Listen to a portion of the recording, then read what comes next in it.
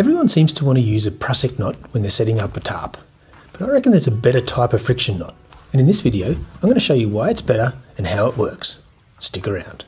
Tarps are obviously an important part of any camp setup. Sun, ice, rain. A tarp is your friend, and therefore knowing how to tie a friction knot is super handy. In a nutshell, a friction knot works a little bit like a Chinese finger trap. When it's loose, it can slide freely along the ridgeline, but when you put it under a bit of tension, it grips down and holds fast.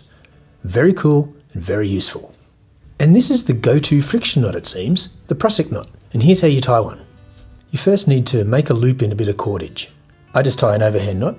I'm securing a tarp, not dangling from a line halfway up El Capitan, so it doesn't really need to be anything super special.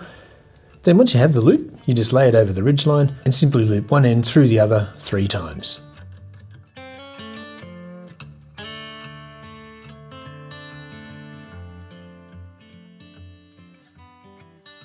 Then tidy it up, and what you have is this, a Prusik knot.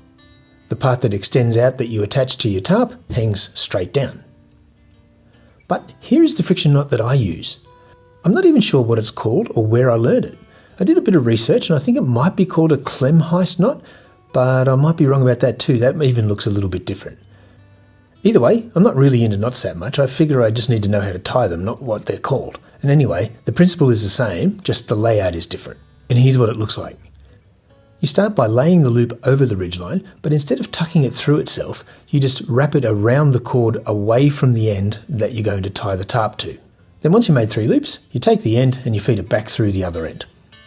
And what you have is a friction knot where the attachment point angles towards the thing you want to attach, rather than straight down like a Prusik knot. It just makes perfect sense.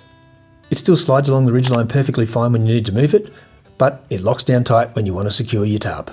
It's super cool and super useful. I have a whole video about how I tie my ridgeline. I think I got it down pat into a really super quick and super efficient kind of way, and you can watch that by clicking this link. But thanks for stopping by, and until next time, stay safe.